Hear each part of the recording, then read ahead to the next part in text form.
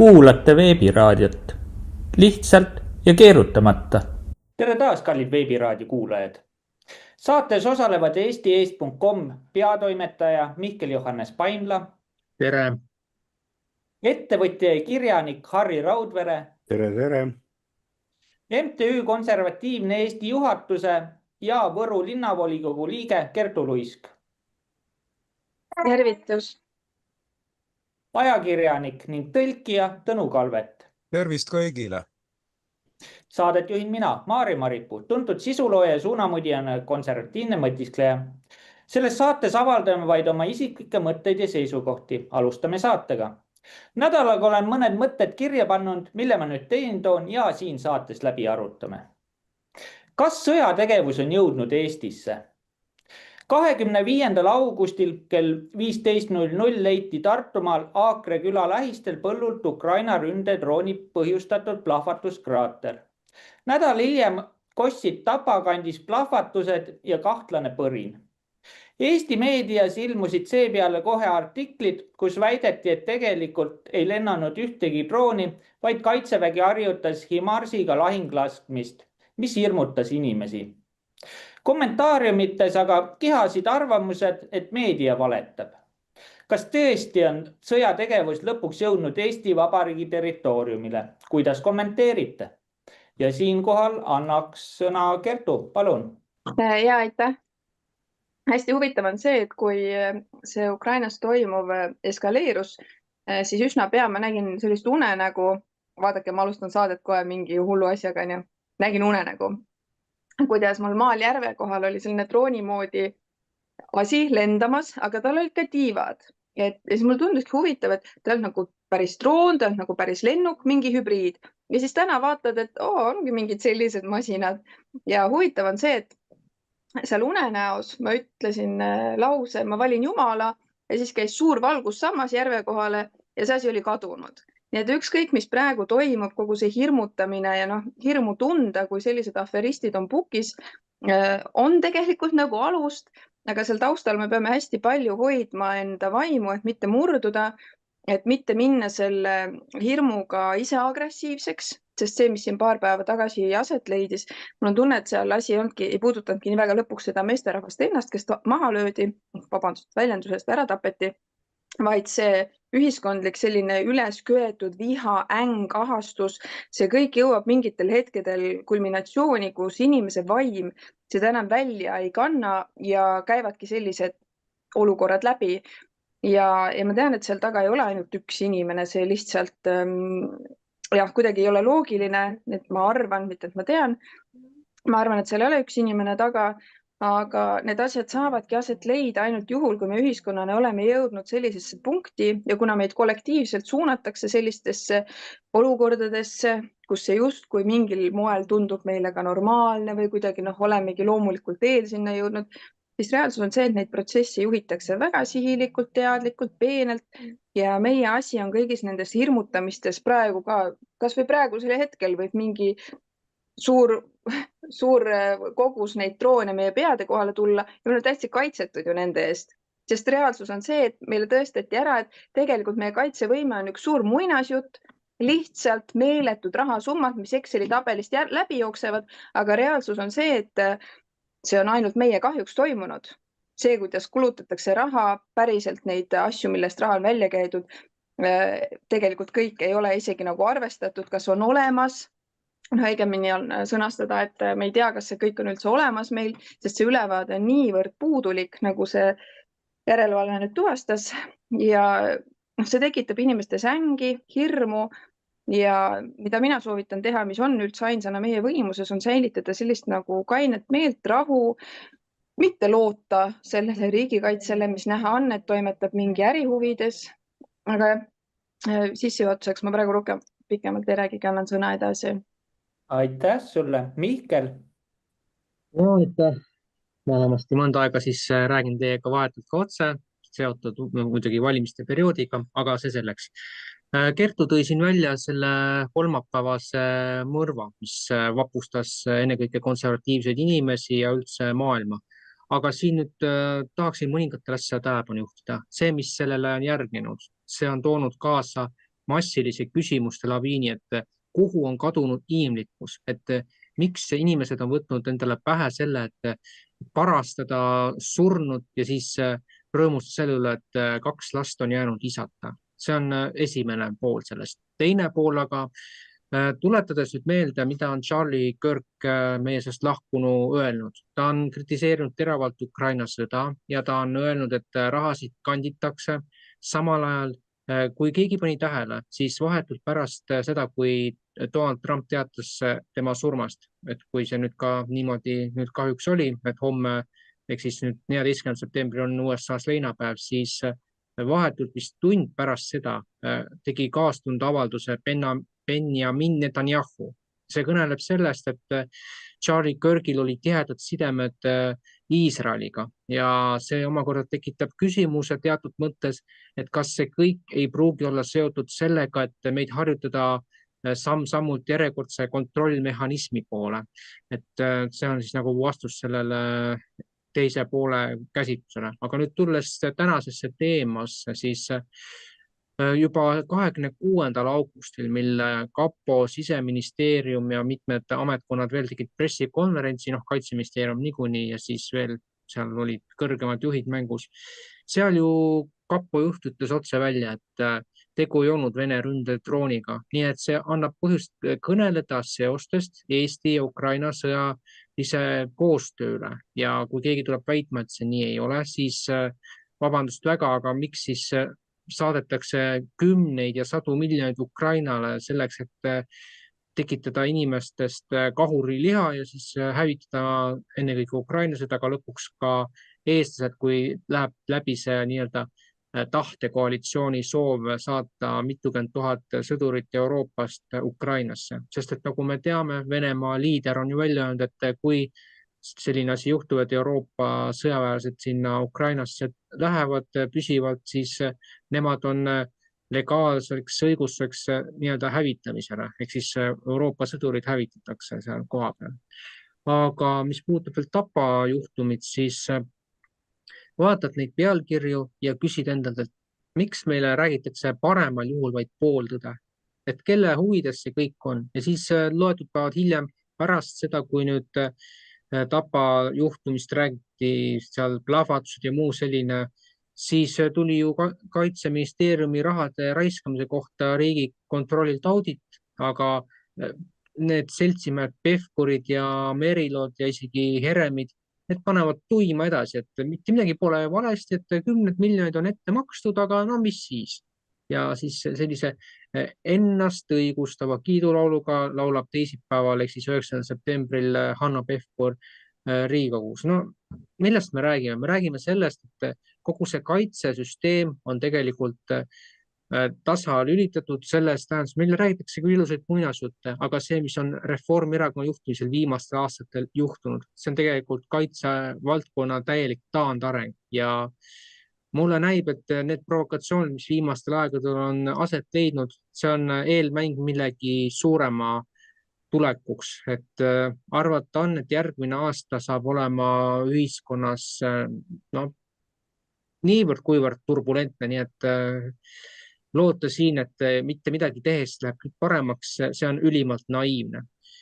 Aga siin veel vastates sellele küsimusele, et sõjategevuse kohta, siis see on jah, täiesti võimalik, kuna me oleme selles suure sõjafaasi eelkäigus sõna otseses mõttes ja ma tahaks väga loota, et Eesti inimesed suudavad sellest õudusunenäost ärgata enne, kui pole hilja, aga ilmselt tuleb see suurem šokk läbi elada enne, kui see kõik teadvusesse jõuab.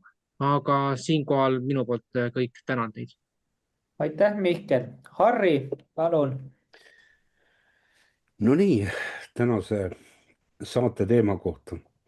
Ei, sõda veel Eestisse jõudnud ei ole. Aga sõjavari on kindlasti Eestimaa kohal, see on täiesti selge. Ja ühes asjas olen ma ka päris veendunud, et eks see sõda ikka ükskord siia ka jõuab. Sest et me ju ise praktiliselt seda sõda kogu aeg küsime ja tahame, et see sõda siia tuleks. Ja ma ütlen nii pragmaatiliselt meie, paratamatult me peaksime niimoodi ütlema, sellepärast et me oleme andnud mandaadi nendele inimestele, kes täpselt selliselt käituvad, et see sõda siia tuleks. Ja võime rääkida erinevatest võimalustest valimiste korraldamisel, valimiste võltsimisest, võime rääkida mida iganes. Aga fakt on see, et juriidiliselt on nendel inimestel täna mandaat teha täpselt seda, mis pähe tuleb, sellepärast et ega saadikud ei ole seotud mandaadiga ja nii nagu ka Riigikogus praegu on, ei ole Riigikogu tõesti rohkem mitte midagi muud kui valitsuse või kui võiks öelda teatud ideoloogia elluviimise jaoks kummitempel, lihtsalt lastakse läbi toore jõuga, rullitakse üle opositsiooni ja tehakse täpselt seda, mida peetakse vajalikuks või mulle juba tundub seda, et viiakse ellu globaalset liberalistlikku agendat ja mille kontseptsiooni alusel oleme megi ju ette nähtud või ette määratud sõjatandriks olemisel suure Venemaaga, sest et lapsesuud on ju ilusasti välja öelnud, et Venemaa tuleb põlvili suruda. Alles hiljuti, kui ma lugesin, et Venemaa ongi juba põlvili surutud ja Venemaa enam ei kesta kaua ja kohe-kohe on Venemaa majandus kokku kukkunud ja me peame sinna osutama veel suuremat survet, et ta veel kiiremini kokku kukuks. Juba aastal 2022 lugesime me ka meie julgeolekuekspertide välja öeldud seisukohti, et jaanipäevaks aastaks 2022 on Venemaa verest tühjaks jooksnud ja tal ei ole enam rakette ega võimalusi sõdida ega midagi. Mul on ääretult kahju, et meie riiki juhivad ja meile informatsiooni vahendavad täielikult nürimeelsed lollpead, kes tegelikult sõna otseses mõttes rahvale valetavad. Ja paljud küsimused ei ole üldse nii, nagu meie meedia kajastab või paista laseb. Sest et me teame, kes natukene on kursis, teavad, milline sõjaline võimekus on täna Hiinal koos Venemaaga, Põhja-Koreal. Ja kui nüüd näiteks kas või selle sama intsidendi puhul, millest me räägime Poolas, kui lasti väidetavalt 16 drooni, tühja drooni ilma lõhkelaenguteta, lihtsalt niisama peibutuspardid, millest kohalik õhutõrje suutis ainult 4 tükki alla lasta, ülejäänud lendasid igale poole laiali põldudele, kui iganes. See on reaalne märk sellest või et tegelikult mitte mingisugust praktilist sisulist kaitset ei ole. Ja kui me vaatame selle protsendi, kui palju neid droone läbi lendas või niinimetatud hüpoteetiliste sihtmärkideni jõudis, siis piisab sellest, kui lastakse korraga 1000 drooni lendu, siis mõelge ise, mis tegelikult juhtub. Nii et võime öelda, et ega praktilist katet meil selliste õhurünnakute vastu ei eksisteeri või ei ole olemas. Ja kas või seda, et ühe õhutõrjeraketi maksumus on 10 korda suurem kui selle drooni või veel rohkem kordi suurem kui selle drooni maksumus, mis siis niimoodi koos lõhkeainega võib ka kohale lennata. Ja kui siin nüüd puudutati ka seda jõhkrat mõrva Ameerikas, kuidas konservatiivne see maailmavaate esindaja lihtlabased maha lasti, siis ega mis me imestame. Ega Ameerika on ju poliitiliste mõrvade maa ja praegu on ju sinna sisse tulnud ka veel ju rassivahelised konfliktid, mis päädivad ka vastas teistsuguse nahavärviga inimeste tapmisega. Muidugi sellest me ei taha nagu rääkida, see on täiesti paljudel juhtudel ka rahvusvahelise meedia jaoks on see tabuteema. Aga seda sama ekstremismi või seda radikaalsust, ma ei nimetaks just radikaalsuseks, need parempoolsust ja seda liberalismi, seda ju külvatakse Ameerika noorte hulgas praegu väga jõuliselt ja on isegi jänkid ise öelnud, et nende ülikoolid on ju lausa vasakpoolse ekstremismi taimelavad. Ja näiteks see mõrvar, kes nüüd ju kinni võeti ja kuidas ta vahele jäi. Ta ju oma isa praktiliselt koputas ära, rääkis oma sõpradele, sest ta tuli kodus kelkima, ta tuli sõpradele rääkima, millise teo ta korda saatis. Ja muidugi kohe reageeriti ja kohe võeti ta vahi alla. Ja ma arvan ka, et tema süü tõendatakse ka täielikult ära. Sest et see inimene, kes selle mõrva sooritas, oli tegelikult täiesti normaalsest perest, täiesti normaalne inimene, kes õppis koolis hästi, kellel olid head õppetulemused, kes oli, võib ütelda, oma kogukonnas hinnatud ja haritud inimene. Aga noh, on näha, et vot seesama propagandistlik ajupesu keerab sellised inimesed ära ja mõjutab neid tegema teatud ekstremistlikke asju, viima programme, mõrvu, noh, mis iganes. Ja ütleme nüüd ausalt, et kui see tendents juurdub ka siin, siis me kipume üle võtma ka selliseid käitumismalle või vorme, nagu me praegu lääne sees näeme. Nii et ega ma ei imesta, kui ühel hetkel ka Eestis midagi sellist juhtub, kuigi me oleme öelnud, et noh, Eestis ei ole poliitilisi mõrvu veel toimunud, vähemalt teadaolevalt mitte, kuigi noh, me ei saa seda 100% väita, aga ametlikult me ei ole seda ju tunnistanud. Nii et ütleks veel jah, et sõda siia veel täna jõudnud ei ole, aga ma ei imesta mitte üks toll, kui ühel päeval on sõda kohal ja mis puutub veel, et nagu öeldakse, et rahvas peaks siis olema nagu ärkama ja rahvas muutuma nägijaks ja rahvas peaks teadma. Tead, selle Eestist rahvast antud kontekstis ei ole absoluutselt mitte midagi. Eesti inimene, kas ta tunneb hirmu või ta ei tunne hirmu, kas ta valmistub sõjaks või ei valmistu sõjaks, see tuleb kui saatus, kui ta tuleb. Ja meil jääb ainult selle olukorraga leppida, mida suured meie eest on otsustanud ja mida nad on otsustanud meiega ellu viia ja meiega teha. Nii et noh, ma arvan, et täna tuleb elada üks päev korraga, nautida seda, mis meil on, sest et võib-olla homme meil enam kellelgi seda ei ole. Aitäh. Aitäh, Harri. Tõnu, palun. No ma sooviks lugupeetud saatekülalistelt ikkagi suuremat riigitruudust. Meenutan, et Eesti eelmine peaminister Kaja Kallas ütles selge sõnaga, Eesti on sõjas.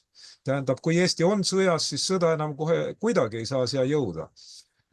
Ja teatud mõttes tal oli täiesti õigus, sellepärast, et Eesti tollane valitsus oligi kuulutanud oma riigi elanikkonnale sõja. Mitte ainult kodanikele, vaid ka kõigile teistele kodanikele, kes siin elasid, või siis ütleme hallipassi inimestele. Kui vaadata Eesti ühiskonda, siis see iseloomustab hästi muistse Hiina filosoofi Sun Tzu sõjakunsti õpetust, kuidas tuleb võita ilma võitlemata, sest Eesti ühiskond on killustatud, ta on lõhestatud mitut liini pidi, mitut rinnet pidi, võib öelda. Ja kui vaenlane peaks tulema, siis Eesti vajuks talle sülle nagu pehme õun või ütleme, noh, vähimagi tõsiselt võetava vastupanuta, sest ta juba on mäda. Ja palju on räägitud sellest, et oi, et kui Venemaa tuleb, kui ta vallutab ära, mis siis saab, aga noh, sõjaliselt Venemaal on see võimekus, see jõud ju täiesti olemas. Anda täppislöögid, võtta üle olulised kohad, aga miks ta seda ei tee, sellepärast, et siis ta peaks hakkama vallutatud maa eest ka hoolt kandma. Siin on inimesed, üle miljoni inimese, keda tuleks siis ka toita ja katta, siis tuleks hoolitseda selle eest, et neil oleks korralik elekter olemas ja ühesõnaga see tähendaks Venemaale ju liigset koormat. Miks ta peaks seda praegu oma õlgadele võtma? Kui tulla selle droonirünnaku juurde, mis oli Eestis 25. või 26. augustil, eks ole, 2025 Tartumaal, kus ühe Ukraina ründedrooni tükid tekitasid lehtri lausa põllule. Siis sellega on selline asi, et me ei tea esiteks, kus see droon pärineb. Me võime küll öelda, et see on Ukraina ründedroon, aga see sisuliselt ei ütle mitte midagi, sest Eesti sõjavägi kannab ju samuti ühel sellel mundri käisel kannab ju Ukraina lippu, kuhu on kirjutatud Slava Ukraini. See võis vabalt olla mingi Eesti sõdurpoiss, kes tuli koju, eks ole, tegi pulli, oli võtnud väevasest kaasa drooni või mingid jupid, et droon ehitada. No pigem ikkagi terve drooni, no kes see seda kontrollib? Teades, milline korralagedus tänapäeva Eestis valitseb. Vanasti räägite Nõukogude elu kohta, et seal on korralagedus, tõeline bardakk igal pool, aga tänapäeva Eestis on see samamoodi. Nii et see võis vabalt olla mingi sõdurpoiss, kes tegi pulli omast arust, asi läks kontrolli alt välja muidugi see võis olla ka päriselt Ukraina ründedroon, mis mingil põhjusel kukkus alla. Me ei tea täpselt praegu ja kuigi on näha ja tunnetada, et Eesti võimurid valetavad selle drooni tegeliku päritolu kohta, aga samas see meid nagu väga ei tohiks morjendada. Seekord ta kukkus põllule, järgmine kord kukub mujale. Vaadake, Eesti on maakaardile vaadates ta on suhteliselt väike, aga Eestis on elanikke üsna vähe, asustus on hõre ja see, et droon tõeliselt kellelegi inimesele pähe kukub, see on ikka üliväike, see on veel väiksem tõenäosus kui näiteks, et keegi lennukiga alla kukub, sõites kuskile. Ja üks asi veel, Eesti siiski ei ole nii kaitsetud droonirünnakute suhtes, kui paljudele on jäänud selline mulje. Juba aastal 2015 Tartu Ülikooli infotehnoloogia tudengid tõestasid väga veenvalt katsetega ära, et täiesti odava mikroarvuti abil on võimalik võtta droon oma kontrolli alla. Mikroarvuti nimi, kui ma õigesti mäletan, oli Pi. Ja siis seal olid need Erasmuse tudengid, ütleme välistudengid ja Eesti oma tudengid tegid koostööd, nende juhendas mingisugune välismaalt pärit juhendaja ja õppejõud ja siis teine juhendaja oli kohalik õppejõud ja nad suurepäraselt said hakkama sellega, et võtsid drooni üle väga odavate vahenditega. Ja mõelge nüüd, 10 aastat on mööda läinud. Selle ajaga on ka Eesti tudengid saanud targemaks, ega mitte tingimata infotehnoloogia tudengid, vaid ka tavaliselt nutitelefoni näppijad, kellel on selle peale annet. Nad suudavad selle ise ära teha, kui vähegi viitsivad. Ja osaliselt haakub see ka näiteks selle hiljutise juhtumiga Poolas. Kui ma õigesti mäletan, kas see oli ööl vastu 10. septembrit 2025, kui Poolasse kukkusid Vene droonitükid. Ja siis seda toodi põhjuseks seda, et Ukraina oli võtnud Vene droonid üle, need kontrolli üle ja ise suunas need sinna Poola kukkuma, lootes sel moel saada nagu toetust, kaastunnet ja siis ühtlasi nagu tuge võitluseks Venemaa vastu. Asi, mida väga paljud ei tea, on see, et Poola oli nende droonide saabumisest teadlik, sest Valgevene sõjavägi oli hoiatanud. Aegsasti oli hoiatanud, niipea kui Valgevene sõjavägi märkas, et need droonid liiguvad läbi Valgevene õhuruumi Poola poole, siis hoiatati Poola peastaapi. Ja seda ütles Valgevene uudisteagentuurile Belta Valgevene peastaabi ülem Pavel Muraveika. Ja võiks ju arvata, et Valgevene on agressorriik ja venemeelne ja et ta valetab, äkki see Muraveika valetab ja agentuur Belta valetab, aga seda kinnitas ka Poola kaitseminister ja pärast kinnitas ka Poola välisminister Radek Sikorski, et jah, tõepoolest Poola sai Valgevenelt hoiatuse, et droonid tulevad ja tänu sellele suutiski need vähesedki droonid alla tulistada. Muidu oleks see tabanud Poolat ju täiesti ootamatult. Nii et mu jutu mõte on selles, et asi pole kaugeltki nii hull, kui meile püütakse näidata ja meil on täielikud vastumängu võimalused olemas. Säilitagem rahu. Aitäh sulle, Tõnu. No nii palju selle tapa, miks ma selle tapa teemaga siia sisse põimisin, oligi, et see info jooksis ka minuni. Ma ei ütle nimesi ega inimesi, kes seda mulle rääkisid, aga seal tuttav oli seenel olnud seal metsas ja ta oli kuulnud põrinat ja siis oli käinud matakas ja matakas oli nii kõva olnud, et ta oli kuusemetsas, need kuused olid kõikunud ja ta oli tundnud oma kehaga seda lööklainet. Ja ta kõik need instantsid andis teada, päästeteenistused ja blablabla ja seal läks kammajuuginiks, seal nii-öelda uurimiseks läks, aga see ei jõudnud meediasse.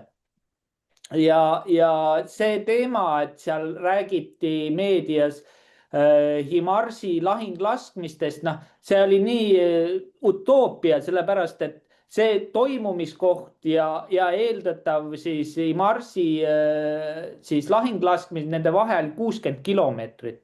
Et see ei oleks lihtsalt reaalne olnud. Aga siinkohal tahaks ka puudutada, te juba puudutasid kõik seda teemat Charles Kirki mõrv. Minule näitas milleks siis vasak äärmuslus võimeline on ja veel enam, Kirki mõrvaga USA-s legaliseeriti vasakpoolsete leeris inimese mõrv juhul, kui ta ei kanna vasakliberaalseid väärtusi. Ja seda kõike propageerivad haridusasutused ja omakorda peavoolumeedia õigustab ja võimendab kogu protsessi. Vasakäärmusluste teket, tapmiste õigustamist ühiskonnas, kui see ei teeni globalistlikke huve. See peaks panema kõiki riiklikke institutsioone häirekella lööma, et oot, siin on midagi küll väga valesti. Siin ma tegin nagu nii-öelda märkmeid kogu selle teema kohta. Et mida teie arvate sellest, kuhu see protsess nüüd võib lõpuks areneda? Kas see USA-s võib see lõpuks areneda täielikult kodusõjaks? Sest tegelikult konservatiivide jaoks ei ole ju esmane kord, et siin küll lasti Trumpil peaaegu kõrv küljest ära ja siis ta seal peaaegu oleks veel paar atentaati saanud ja nüüd lõpuks siis lastigi ju inimene maha. Et kaua siis see konservatiivne leer nagu kannatab seda USA-s seda jama? Et mis teie arvate, Kertu? See ei ole ainult USA teema, lihtsalt meil Eestis ei tulistata inimesi, aga see samune, et vihakõne on paha, aga vaata neid ja neid võid vihata. Meie oleme need, kes ütlevad, keda ei tohi vihata. Kas või see, et noored sotsiaaldemokraadid olid teinud ju mingi meemi enda arust jube naljakas, kuidas siis surm käib ukselt uksele ja siis on järjest need ministrite nimed, kes on siis maha võetud. Tegelikult väga võigas nali on ju, see isegi ei ole nali. Ja seal samas, kui keegi teeb nagu nende suunal miskit, siis tõmmatakse suur aplaava üles, oi, kuidas öeldi, kuidas tehti. Ja selline nagu kahepalgelisus on kohutav. Aga mis puudutab Charlie Kirki, siis ma ütlen, et see, mis juhtus, on tema missiooni seisukohast väga-väga tugev, kuidas ma ütlen, pärituul, sest et kõik need tema videod, need teemad, mida ta puudutas, see on nagu nii laia ulatuslik, et videod kõik läksid nüüd ju väga-väga palju suuremat levima, suuremat kui iial varem, sest ta on nüüd teema, ta on täiega teema. Need, kes on varem tast kuulnudki, nüüd on temast kuulnud. Kõik tema debatid on läbivalt olnud sellised, et sa vaatad ja imestad, sest see tase on tõesti nagu väga tugev nii noore mehe kohta. See, kui viisakalt ja teravalt ta suutis oma vastaseid seljatada, imetlusväärne. Ja praegu see, mis toimub liberaalide, nad ei ole liberaalid tegelikult. Et seal need, kellel on veel hing sees ja mõistuse natukest ka, kogu selle peale, mis nüüd järgnes, kuidas õigustati ja et ise ta ju oli selline vihkaja ja siis võtad mingi video ette, kus mingi tüüp läheb tema ette ja ütleb, et ma vihkan sind, sest sa oled nii hateful, et sa oled nii vihkaja, sellepärast ma vihkan sind. Inimesed, kes selle viha teema suhtes on siuksed, et mina ei taha olla vihkaja, vaatavad sellise video ära, siis nad võivadki hakata vaatama, et võib-olla me oleme millestki valesti aru saanud, et võib-olla see, kuhu me oleme ennast istutanud selles kummas ääres sina oled, et me võib-olla ei asugi seal, kus me tegelikult oma loomu poolest peaks asuma. Nii et mul on tunne, et need nagu pooled lähevad nüüd hästi niimoodi liikuma. Selles plaanis, et paljud, kes on lasknud ennast ära uinutada, näevad, kui suur kurjus on selle kaunite loosungite ja meie ajame õiget asja ja vabadus ja vook on rohkem armastust ja bla bla bla. Nendel lähevad silmad lahti, aga kellel silmad ei lähe lahti, on need, kes päevast päeva elavad mingis aine uimas. Need, kes on kitlistiilerite käest endale saanud kange kraami peale.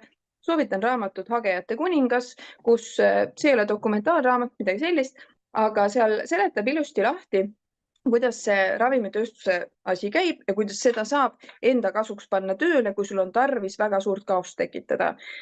Ja mis ma veel tahtsin Charlie Kirki kohta öelda, väga kurb on see, et see ei ole ainult, et tema nüüd maksis oma eluga oma töö eest, aga temast jääb maaga lapsed. Ja vaata, kui keegi võib olla tema suhtes nagu, et aga ta ikkagi nagu tegi liiga mõndadele noortele, kes siis seisid seal oma selle ideoloogia eest, siis need lapsed ei ole mitte milleski süüdi.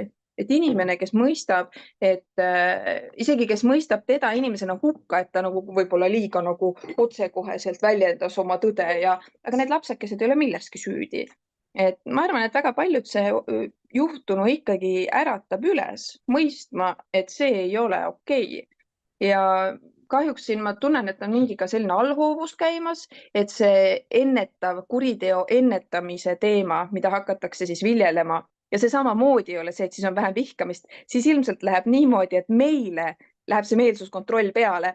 Oi, sa olid väga agressiivne selle peaministri või presidendi kohta. Me kardame, et sa võid olla nüüd ohtlik. Kuigi igasugu viha ja siukest tapmist ja mingi andke talle nurga taga pekse, mingit siukest juttu. Seda on tulnud just liberaalide poole pealt. Praegu on tehtud täitsa video selliseid kompositsioone, kus on järjest ripandud need liberaalide väljaütlemised, kus nad õhutavad vihale ja vägivallale. Aga seda võidakse kasutada meie kahjuks. Stiilis, et kui meie avaldame oma meelsust, siis öeldakse oi, et temast võib saada järgmine mingi mõrtsukas või kellelegi kallale mineja. Et selles mõttes ma kardan, et see asi pannakse nüüd seaduslikus plaanis mängima meie kahjuks, et need, kes me oleme sellised, kes me soovime oma meelt väljendada, et meid summutada ja need, kes on päriselt võimelised, kes on mingite ainete ja see, mis toimub nende transidega, ma ei tea, kui paljud seda teavad, aga Ameerikas need massitulistamised, mis on olnud siin viimasel ajal, seal on läbiv teema see, et tulistajateks on transid, sest inimestel on lihtsalt katused nii sõitma pandud selle ajupesuga, et kedagi pole enam kodus. Aga viha on sees ja suund on ette näidatud, kes on kõiges süüdi. Need, kes ei aktsepteeri seda, et sina täna oled tüdruk, homme oled poiss ja ülehomme ei teagi kumb ja see on ka okei, on ju. Et päris nukker koht, kus olla. Aga niimoodi natuke humoorikamat, sest elu ei ole ainult see, et me jääme mingisse asja kinni, et nüüd me peame kõik olema väga masenduses ja kurvad. Elu läheb edasi ja mulle tundub, et need tegelased, kes meie energiast toituvad sellistel dramaatilistel hetkedel ka on ikka nagu täiega omadega kullas. Jah, aitäh. Siinkohal annakski äkki siis kohe Arrile. Et jah, palun. No aitäh. Tähendab, ütleme niimoodi, et ega konservatiivid ei ole istunud käed rüppes ja nad on väga aktiivselt asunud praegu ka Ameerikas tegutsema. Juba selles suhtes, et need isikud, kes on sotsiaalmeedias võtnud sõna, negatiivset sõna, parastanud selle mõrva üle ja neile ohvri üle ja väga paljud on üles otsitud ja väga paljud on töölt lahti lastud ja ütleme, tänane ühiskond seda taunib. Nii et põhimõtteliselt ega see arvete õiendamine toimub täna lausa riiklikul tasandil, nii et siin, et massid liikuma hakkaksid, võib-olla hakkavad ka, aga riik on väga jõuliselt täna Ameerikas sekkunud liberaalse maailmavaatega inimeste väga ekstremistlikusse tegevusse, nii et eks me näeme, mismoodi see asi lõpuks välja näeb või kuidas ta tegelikult kujuneb. Aga Tõnu käest ma kuulasin Tõnu juttu ja tahaks küsida, et aga kus sina üldse võtad, et Venemaa peaks meid toitma hakkama ja meid üleval pidama hakkama ja kus see selline, võiks öelda, et lausa naiivsus tuleb, et kus sa seda arvad? Keegi pole seda kunagi öelnud, et nemad tulevad ja võtavad siit meid vallutavad ja peavad meid toitma hakkama ja kus sa üldse selle peale tuled? Sellest ma aru ei saa, aitäh. Ja palun, annan Tõnule siis. Vaata, Harri, nagu sina, nii olen minagi üles kasvanud venelaste hulgas ja ma tean, et venelane ei jäta inimest naljalt niisama nälga surema. Ta võib olla, ütleme, kas või sinu vangivalvur, aga kui vaja, siis ta annab sulle pool pätsi leiba, sest ta ei taha näha, kuidas sa nälja kätte sured. Samas, kui meie kallid rahvuskaaslased võivad kalgi pilguga pealt vaadata, kui teine kannatab viletsust ja virelat. Mul on endal kogemused olemas, ma üsna hästi siiski tunnen venelaste iseloomu, peaaegu sama hästi kui sina, Harri, kes sa oled ka Venemaal nende keskel elanud.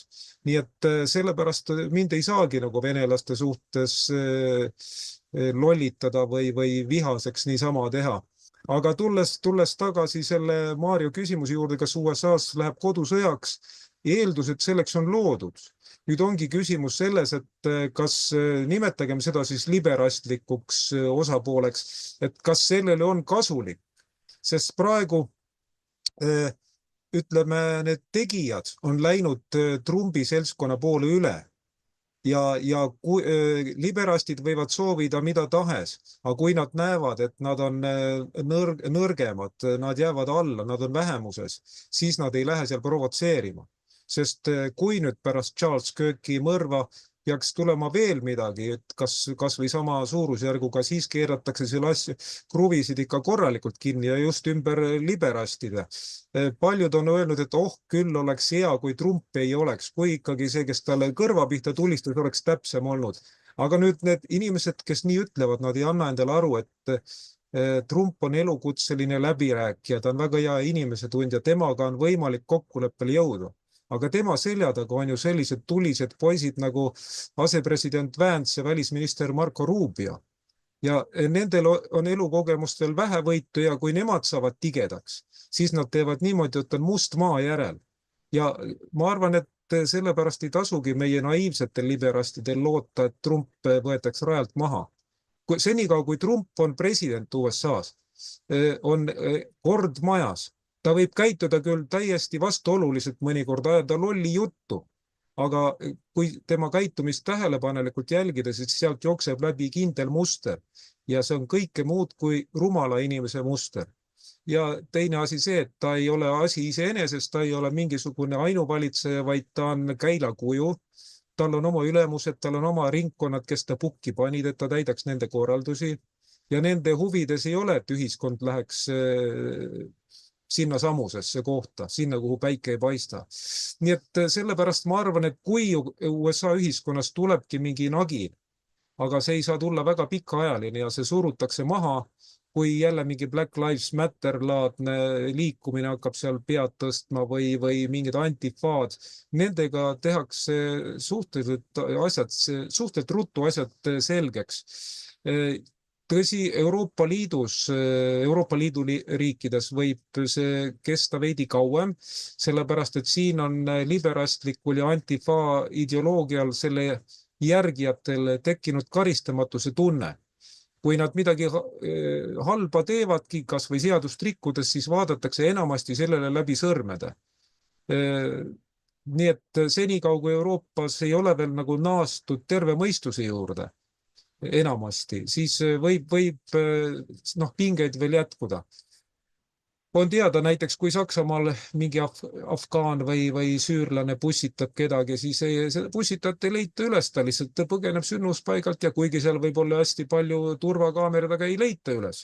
Samas, kui keegi rahvusmeelne sakslane võtab sõna interneti kommentaariumis, siis väga varsti on märulipolitsei tema ukse taga, kui vaja, siis murrab ka ukse lahti, eks selle lõhub maha ja teeb inimesele kas või füüsilise noomituse selle eest, et ta julges väljendada oma seisukohti ja nimetada asju nende õige nimega. Aga õnneks on ka Euroopas tõsist lootust, et asi läheb paremaks, sest kui oktoobris nüüd tulevad Tšehhis valimised, seal on juba ette näha, et kõige populaarsem erakond on eelmise peaministri Andrei Babiši erakond, ANO, ja kes võib sisuliselt öelda, et tema on nagu Viktor Orbani ja Robert Fico aatekaaslane või nende mõtte jätkaja. Siis kui Babiš moodustab uue valitsuse Tšehhis, siis jällegi on üks uus nagu riik saanud vabaks Euroopa Komisjoni diktaadi alt ja liberastide diktaadi alt.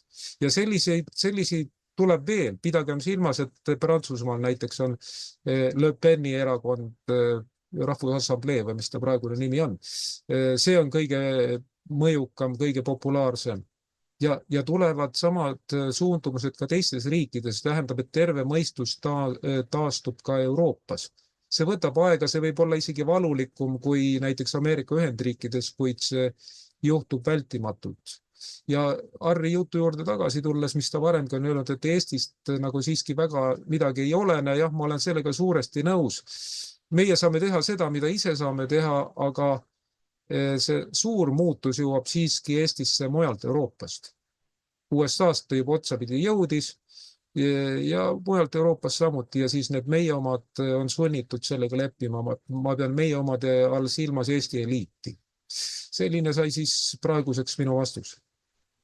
Ja aitäh. No mina olen täiesti veendunud, et ennem ei muutusid mitte midagi, kui koolides ei lõpetata seda vasakliberaalset agendat. ei kasvatata uusi nii-öelda globaliste peale ja samamoodi meedia, peavoolumeedia ei lõpeta kõike seda jama toetamist. Nii kaua ei muutu siin mitte midagi. Harri. jah, ma tahtsin vahele ütelda nüüd seda, et te ütlesite, et Trump on tark ja kõik, aga tehke mulle rumalale siis selgeks väga lihtne ja primitiivne asi. Väga konkreetselt on Vene president Putin öelnud ära sõja algpõhjused ja ütles, enne ei juhtu mitte mingisugust rahu ega enne ei lõppe sõjaline operatsioon, kui sõja algpõhjused ei ole likvideeritud. Ei ole niimoodi, nii nagu Trump ütleb, et nüüd ma kutsun need 2 meest laua taha kokku ja siis nad suruvad kätt ja lähevad lahku ja kõik need pinged ja kõik need probleemid, mis on selle sõjalise erioperatsiooni põhjustanud, kõik need probleemid jäävad õhku rippuma. Venelane ei ole sellega absoluutselt nõus ja ta mitte mingil juhul seda ei aktsepteeri. Ja nüüd tekibki küsimus, et kuidas saab seda küsimust üldse Ameerika presidendi poolt nii primitiivselt käsitleda, et öelda, mina lasen nüüd nipsu ja teie poisid tulge laua taha, leppige kokku ja olge sõbrad edasi ja lõpetage see sõjategevus ära. See on, nagu ma olen öelnud, see on antagonistlik, see on lepitamatu vastuolu. Ja siin ei ole võimalik nendes küsimustes, mis selle sõjalise operatsiooni on ellu kutsunud, ei ole võimalik leida sellist rahumeelset lahendust, et need küsimused jäävad lõpuni lahendamata. Ja vaat sellepärast ma ütlen küll, et tundub see ameeriklaste jutt natukene naljakas, et noh, me oleme nüüd praegu Putinis pettunud, et me nüüd üritame veel kord kõvemini majanduslikke sanktsioone rakendada ka nende riikide ja isikute suhtes, kes ostavad siis Venemaa naftat ja gaasi ja üritame siis neid survestama hakata. See ei vii lõppkokkuvõttes absoluutselt mitte kuhugi. See päädib rahulikult 3. maailmasõjaga, kus Euroopa asemel on must maa ja 1000-aastane rahuriik. Täpselt nii see asi läheb. Ja kui sa ütled, et kui Euroopas ei tule mõistust pähe, seal ei ole potentsiaali, kuhu see mõistus tuleb. Kui sa kuulad ja vaatad, mida nad räägivad, siis seda mõistust ei ole. Seal ei ole seda aju, kuhu see mõistus võiks pesa teha. Seal lihtsalt seda ei ole. Aitäh. Aitäh, Kertu.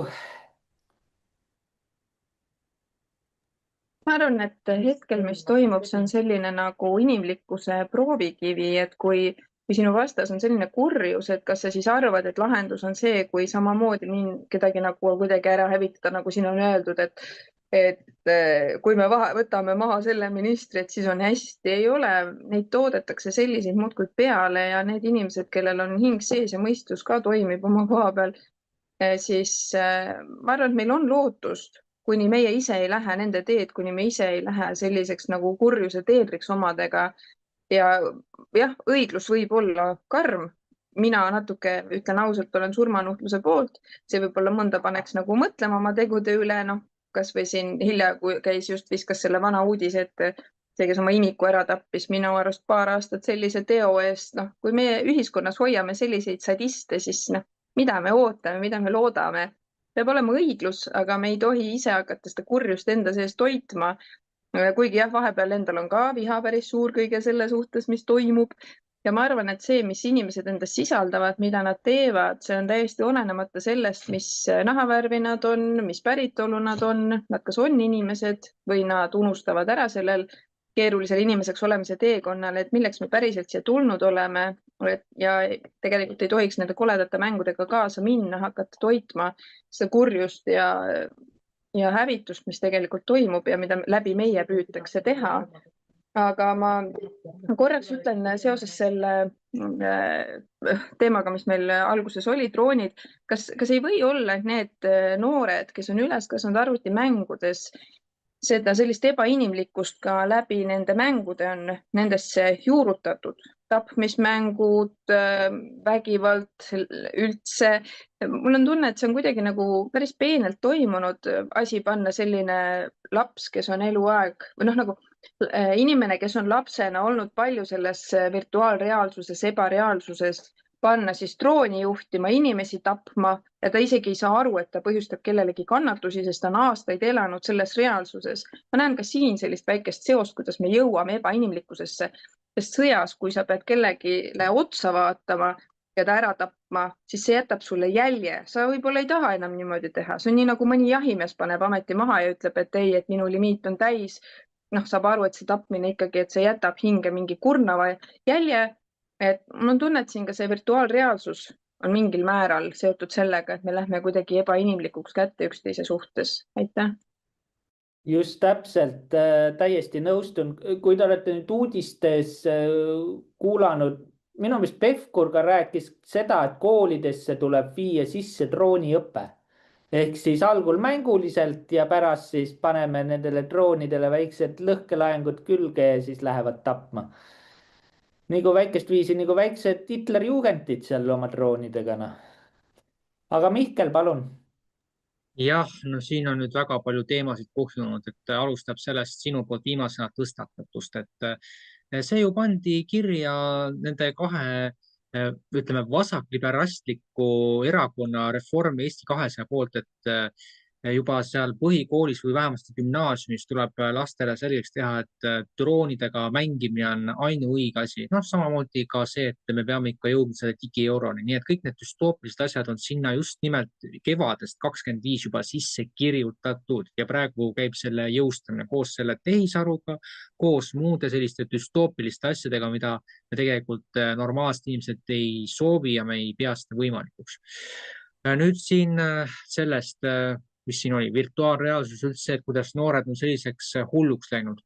Siin oli minu meelest äkitselt nüüd mõned päevad tagasi, vist oli nüüd viimane kuur ja seal septembri alguses, kus intervjueeriti ühte Tammsalu mõrtsukat, kes oli 12 aasta eest oma eakaaslase ära tapnud, kellega suhted ei klappinud ja tapmisele aitasid kaasa veel 2 vanemat täiskasvanud inimest. Nende karistused olid pikemad kuni seal 15 aastat või isegi vähem, aga see, kes intervjueeritav oli, see on nüüdseks paar aastat vabastuses olnud ja ta on nüüd ka ilmselt jõustruktuuride silma all seoses tema enda tegevusega, nii et see näitab, et meil see asi, ühiskondlik on selline lõhestatus, see järjest enam kasvab ja seda kokku lappida, see läheb väga emotsionaalselt raskeks, et ma ei tea, kas meil üldse enam selliseid inimesi kas või sadadeski on, kes saaks sellise asjaga üleüldse hakkama, kas või noorte puhul, et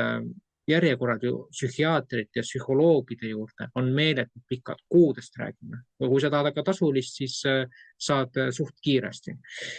Aga mis puudutab veel Euroopat, et siin väideti seda, et meil läheb sellega mõnda aega, et ehk õnnestub Euroopas need asjad käima tõmmata.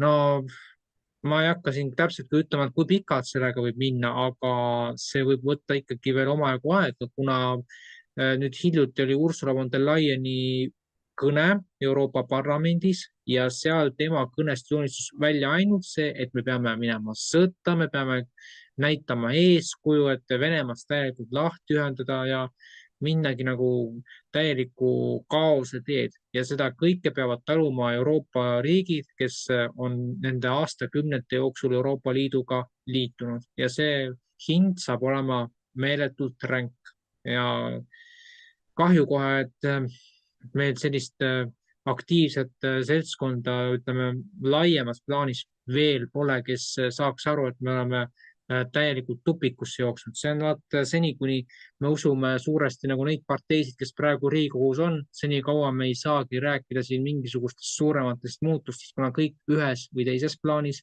mängivad ju sama mängu.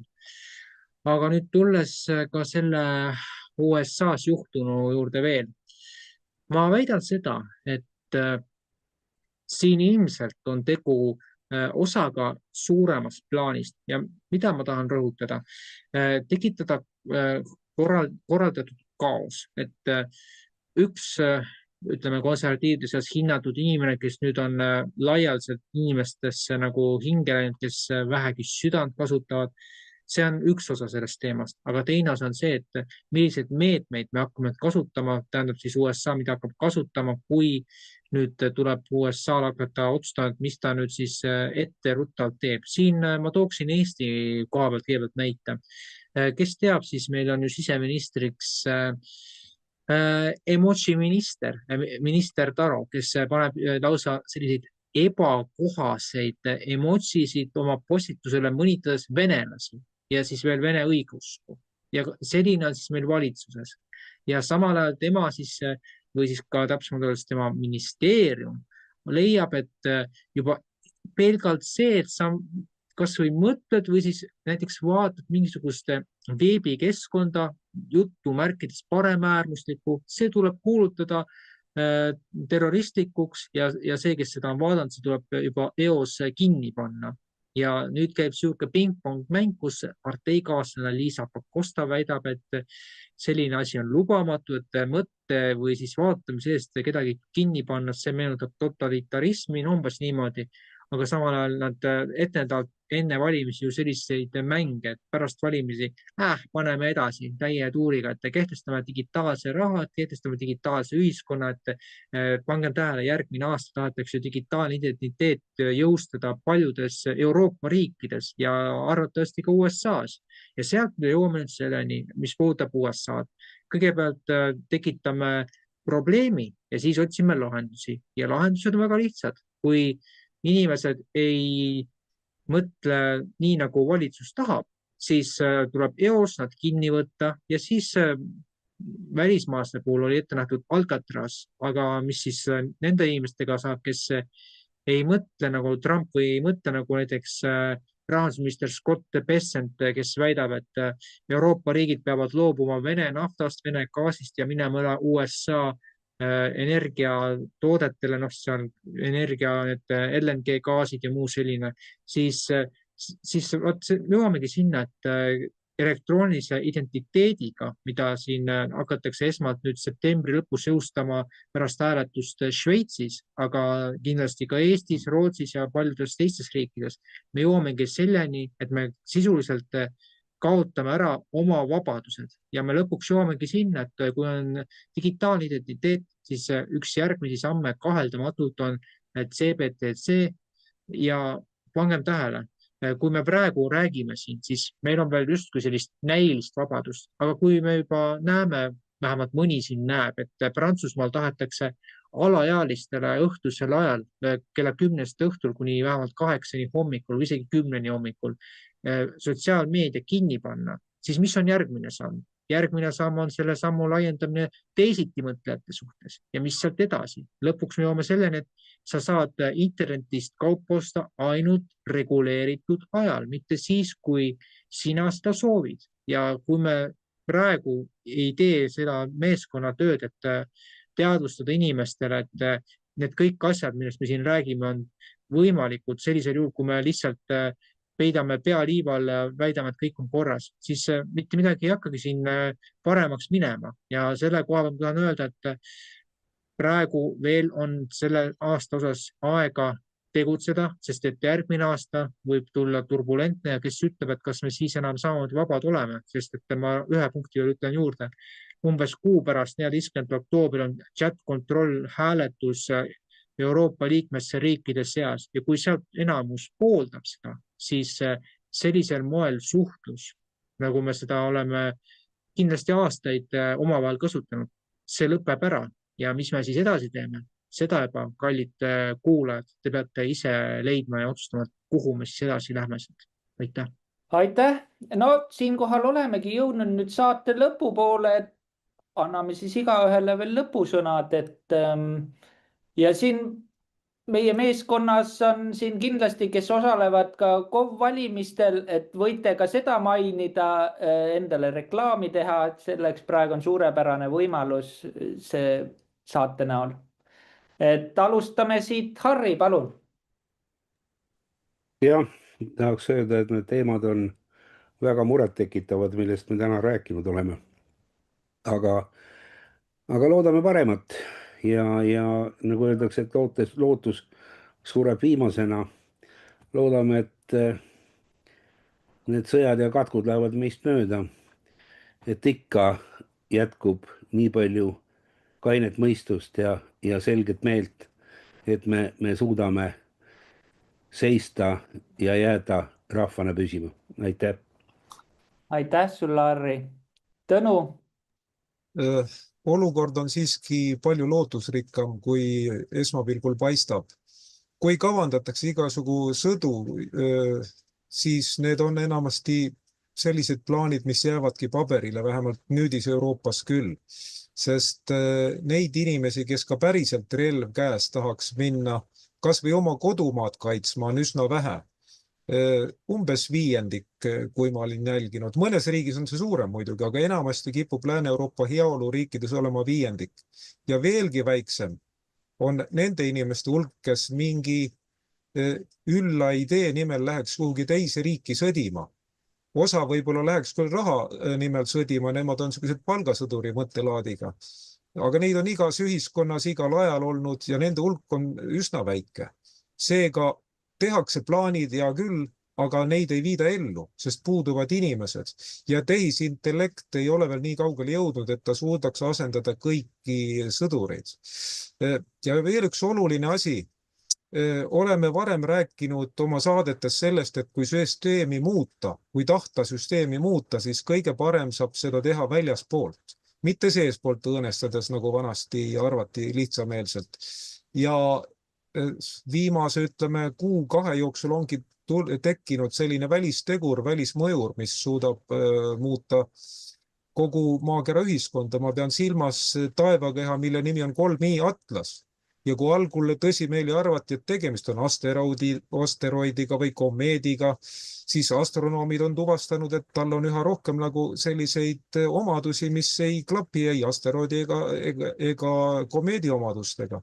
Ja kõigi märkide järgi otsustades on tegemist tehispäritolu taevakehaga, mille on valmistanud mõni teine tsivilisatsioon ja mis läheneb maakerale. Ta teeb tiiru päikesesüsteemis ja erinevalt asteroidist ja komeedist ta suudab muuta nii oma kiirust, valgust kui ka, ütleme, liikumissuunda. Ja see tähendab seda, et sellised nagu meie planeedi mõistes tähtsad vastuolud, need muutuvad naeruväärseks. Hiinal, Venemaal ja USA-l tuleb oma jõud ühendada selleks puhuks, kui tegemist on vaenuliku taevakehaga. Ja kui ta on ka neutraalne taevakeha, siis tuleb ikkagi arvestada, et ta on ju meie omadest palju võimsam, suudab liikuda palju kiiremini kui meie kõige kiiremadki kosmosesõidukid. Tema liikumiskiirus on 61 kilomeetrit sekundis. Kas kujutate ette 61 kilomeetrit sekundis? Ja see tähendab seda, et maal ei ole talle mitte midagi vastu panna. See tähendab, et tuleb ühendada ajupotentsiaal, kaasata lisaks lääne teadlastele ka Hiina, Vene, India, kõik teadlased helgemad pead. Ja see tähendab, et nagu omavaheliseks kisklemiseks ei ole väga nagu mõtet nagu jõudu kulutada. Ma saan täiesti aru, miks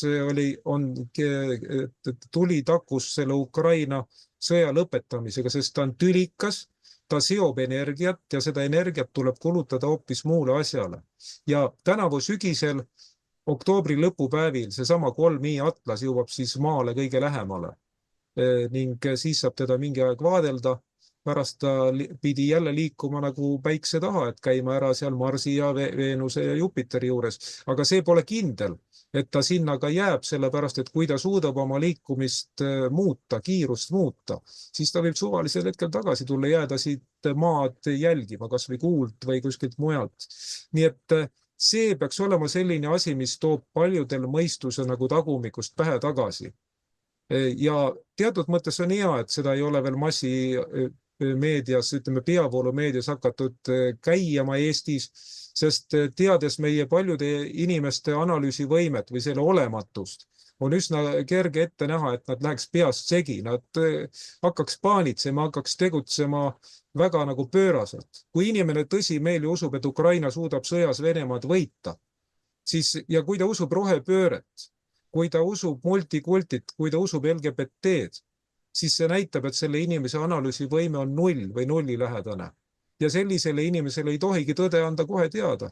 Eks me saame kunagi sügise poole teada siis lääne peavoolumeediast, meie lääne sõpradelt ja siis saame nagu midagi midagi mõelda, mida ette võtta. Ma mainin seda praegu sellepärast, et näidata, et meil on olemas võimalik päris vaenlane, kellele vastusaamise nimel tuleb omavahelised nägelused unustada. Selline sai minu lõppsõna. Aitäh, Maarjo, et sõna andsid. Aitäh, Tõnu. Mina näen seda väga positiivsest küljest. Mõtle, kui nad tulevadki maale, ma saan veebiraadio meeskonda võib-olla ühe tulnuka. Väga õige. Väga õige. See on väga positiivne. Ja vihakõne seadust tühistatakse. No just täpselt, tal tuleb sealt teistel planeetidelt võib-olla hoopis teistsuguseid ideesid, kui siin maa peal vileletakse. Ja jõud on sinu taga siis juba. No loomulikult. Maailma vallutaja, nagu ma olen. Just. Kertu. Seoses kohalike valimistega minul on üleskutse ja sõnum, et meie inimesed, me saame olla nii-öelda leevendav meede toimuvale. Ilmselgelt, meil on e-valimised. Me saame midagi ära teha. Isegi kui me saame omavalitsustesse opositsiooni, siis tänu sellele me pääseme informatsioonile ligi. Hea näide on see, mis toimub Nursipalus. Kui me oleksime ammu olnud juba ninapidi informatsioonis sees, me oleks saanud ammu juba hakata selle eest ennast kaitsma. Ja võimalik ennast kaitsta on, seda näitab hiljaaegu tehtud kohtuotsus, mis siis ütles ära, et see oli ebaseaduslik, mis siin Nursipalus tehti. Ja siin on hästi olulised momendid, mida inimestel tuleks silmas pidada, miks see on oluline, sest see paljastab päris hästi seda, kui ulatuslikult ja alatult see asi käib ja mida see endast võib tegelikult sisaldada. Sest meie tegime kompromissettepaneku, kus oli muuseas ka see, et ei tulistataks üle inimeste peade, ei hakataks lennukitelt pommitama, ei kasutataks bioloogilisi relvi, keemiarelvi, helirelvi ja muid mittetulirelvi. Ja valitsus ei võtnud seda kompromissettepanekut üldse läbi rääkida.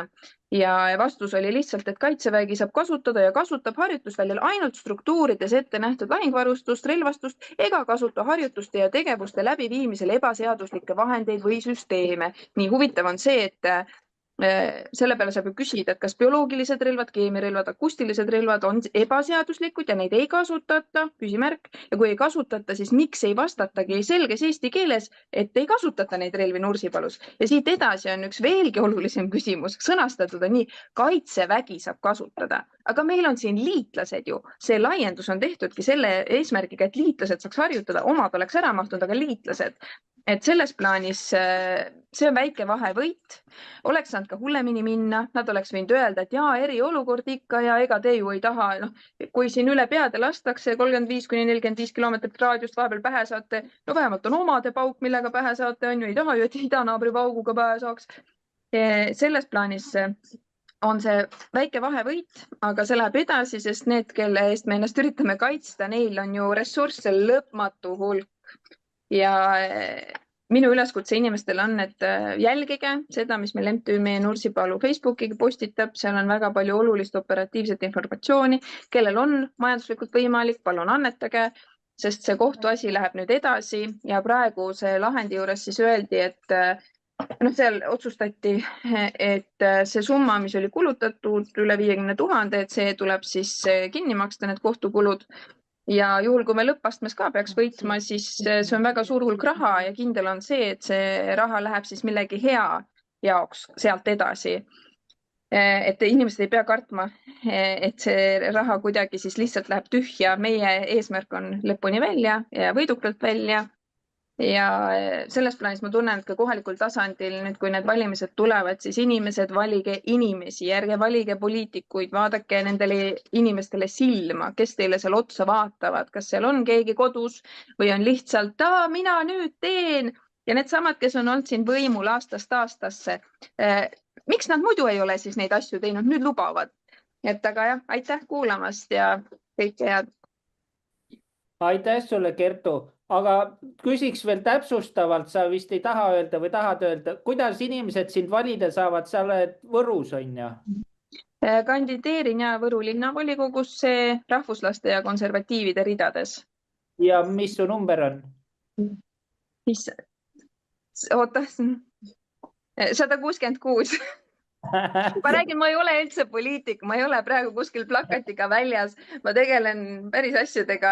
Täna olid meil poliitikud siin turu peal väljas oma telkidega inimesi niimoodi tülitamas. Ei ole nagu minu stiil. Need, kes on jälginud mind aastaid, need teavad, mille eest ma seisan, need teavad, et ma võin minna Kaja Kallasega ka lõugupidi kokku, kui vaja, et ma ei näe nagu vajadust mingeid selliseid asju teha ja number on jah, mul ei olnudki 166. väga hea, Kertu. Mihkel, Ja no kõigepealt enne kui siin poliitika teemadel ise räägin, siis Tõnule ma tahaks täpsustuseks öelda, et jah, sellest Atlas, sellest ütleme, objektist ma kirjutasin tegelikult isegi loo ja kui ma nüüd õigesti mäletan, siis selle läbimõõde oli kuskil 5 kilomeetrit. Nii et kui see peaks potentsiaalselt maad tabama, siis oi. Aga tulles nüüd poliitika juurde, siis jah, mina olen siis plaan B-s, kes nüüd juba vähem või rohkem teavad ja Maarja Maripuu, nagu me teame, ta on juba kuudeviisi seal olnud. Aga mina siis olen Lasnamäel ringkonna esinumber numbriga 1150 ja mida ma soovin kindlasti nüüd rõhutada, et ma ei ole kindlasti selline lihtsalt lubaja tüüp, vaid minu jaoks on teemad, mis on eriti akuutsed, see, kuidas praegused võimul olevad parteid sisuliselt pea 35 aastat on sundüürnike teemad lükanud endast kõrvale, et kes ühel hetkel, kes teisel, siis kindlasti kategooriliselt on problemaatiline see, et 5G lampe ja 5G pannakse linnadesse ja mujale püsti ja samamoodi ka see, et sõiduteesid kitsendatakse. Võtame näiteks Lastekool tänava, et ennem oli seal 2 rada ja nüüd mõnes kohas on ainult 1 rada ja see on linnades järjest süvenev tendents ja sellise autojuhtide kiusava suhtumise vastu tuleb näidata oma kindlat seisukohta selles tähenduses. Aga mida ma ise veel sooviksin öelda, et ma loodan, et ma saan sellest kindlasti mõnel teisel hetkel rääkida, aga teil on võimalus ka pöörduda minu poole näiteks kirjalikult, kes neid uudissaateid on näinud, siis sinna saab kirjutada. Kindlasti homme näete ka meiliaadressid, kuhu pöörduda näiteks poliitteemadega või siis uudistega seoses. Aga ideaalis, ütleme niimoodi, ei pea asi käima ainult nännide peale, näiteks teevad seda Jüri Ratased ja Pärtel-Peeter Pered, et see ei pea niimoodi olema, et küll aga tuleb hakata inimesi kuulama ja kuulama sõna otseses mõttes selles tähenduses, et nagu ma siin juba tõin välja, et kui interneti ja muude sõnumid vahetuste teel ühel hetkel see enam pole võimalik, siis tuleb inimestega hakata reaalselt silmast silma rääkima ja ma loodan, et selle järgneva umbes 5 nädala jooksul, mis siin nüüd jäänud on, tekib ka võimalus inimesi kuulata nii Eesti rahvusest inimeste seas kui ka näiteks venelaste seas, et aeg on juba sealmaal, kus me peame lõpuks hakkama kuulama ja mõtlema, et miks on ühiskond täielikult valesse suunda läinud. Ja ütlen siia veel nii palju, et plaan B valimisliidul on valimisnumbrid Tallinnas 1148 kuni 1154, et Lasnamäe ringkonnas on kokku 3 kandidaati ja mujal siis veel 4. Et niisugune sai siis minupoolne sõnum ja ma loodan, et kindlasti mõtlete järgnevatel nädalatel ka kaasa. Aitäh! Aitäh sulle, Mihkel! Eesti.com ootab sisuloojaid, kontaktet eesti.com. MTÜ Konservatiivne Eesti ootab toetust kõnesid telefonil 9999, kõne hinnaks 10 eurot võitluseks e-valimiste vastu. Veebiraadio tegevust saab toetada rahalise panuse Konservatiivne mõtiskleja OÜ kontole EE 9277 0077 10 0683 5650 selgitusega annetus. Aitäh, kallid sõbrad, et meid kuulasite. Järgmine kord taas teiega siis juba uute teemadega. Saade kuulatav Spotify's ning YouTube eesti.com ja Estonia First kanalis. Kindlasti külastage ka meie Patreoni fännilehte patreon.com/veebiraadio või blurbay.com/Maarja Maripuu. Kõike head ja nägemist! Nägemist! Nägemist! Kuulasite veebiraadiot. Külastage kindlasti ka meie uudisteportaali www.eestieest.com. meil on Eestile plaan B.